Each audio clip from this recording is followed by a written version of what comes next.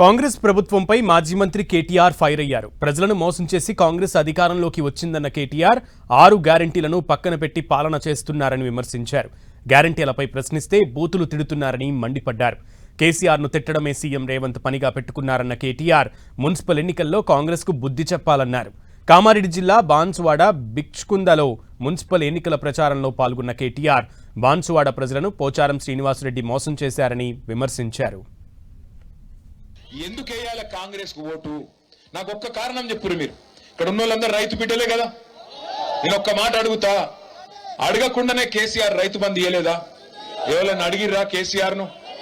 73,000 కోట్ల రూపాయలు 70 లక్షల రైతుల ఖాతాల్లో ఎవరన్నా ఈ భారతదేశం లేచిల్లా? మరి అసొంటి కేసీఆర్ ను వదులుకున్నాం, ఇయ్యాలా ఉన్నదా రైతు బంధు? ఇయ్యాలా? రోజు కేసీఆర్ తిట్టు ఒకటే పని. కానీ మీరు వాని తిట్ల ట్రాప్ లో పడకుండ్రి.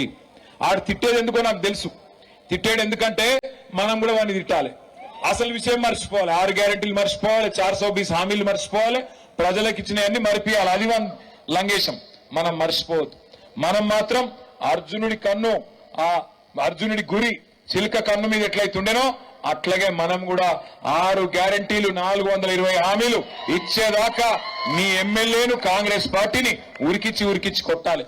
నిలబడ్డ 12కి 12 గెలవాలి. మీ ఎమ్మెల్యే మూతి మీద అనినట్టు, తొండల రెడ్డి మూతి మీద అనినట్టు బిచ్చుకున్న నుంచే గులాబీ జెండా ఎగిరి మన జైత్రయాత్ర మొదలు కావాలి.